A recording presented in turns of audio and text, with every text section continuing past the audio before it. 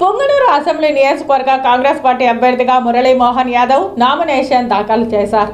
పొంగనూరులో తహసీల్దార్ కార్యాలయంలో ఆర్ఓకు తన నామినేషన్ పత్రాలను అందజేశారు. ఈ సందర్భంగా మురళీ మోహన్ యాదవ్ మాట్లాడుతూ అత్యంత సుదీర్ఘమైన చరిత్ర కలిగిన కాంగ్రెస్ పార్టీ తరపున నామినేషన్ దాఖలు చేయడం ఆనందంగా ఉందన్నారు.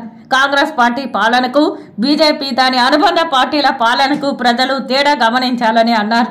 భారత రాజ్యాంగాన్ని, దేశ సమగ్రతను కాపాడగలిగే ఏకైక పార్టీ కాంగ్రెస్ పార్టీ అని అన్నారు. తనకు ఒక్కసారి ఎమ్మెల్యేగా అవకాశం కల్పిస్తే ప్రజలకు నిరంతరం అందుబాటులో ఉండి నియోజకవర్గాన్ని అన్ని విధాలా అభివృద్ధి చేస్తానని హామీ ఇచ్చారు. 1000-2000 అడుగులు వేస్తే గానీ వాటర్ పడేటువంటి పరిస్థితి లేదు. రైతులకి ఈ యొక్క గిట్టుబాటు ధర కల్పించేటటువంటి పరిస్థితి ప్రభుత్వం. అదేవిధంగా నిరుద్యోగ యువత ఈ ప్రాంతం నుంచి బెంగళూరుకు, హైదరాబాద్కు వలస వెళ్ళేటువంటి పరిస్థితి. అదేవిధంగా ఇక్కడ పరిశ్రమలు లేనటువంటి పరిస్థితి.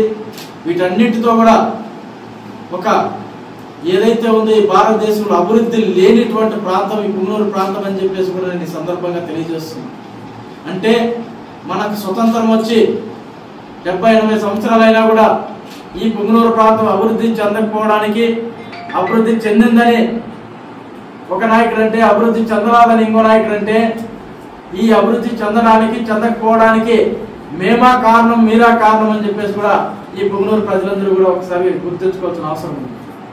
అంటే ఈ చేతగాని వాళ్ళ వల్ల కదా ఈరోజు పొంగనూరు వెనకబడిపోయినది. అంటే గత 60-70 సంవత్సరాలుగా ఈ యొక్క పాలకులు కదా మనం పరిపాలించింది. ఏ రోజైనా ఇక్కడ ఒక్కరైనా కూడా మేము పరిపాలించామని చెప్పేసి కూడా ఈ రోజు మేము మీకు తెలియజేస్తున్నాం. అంటే ఈ ప్రాంతం అభివృద్ధి కావడానికి, అభివృద్ధి కాకపోవడానికి అది మీరే కారణం అని చెప్పేసి కూడా నేను ఈ సందర్భంగా తెలియజేస్తున్నాను.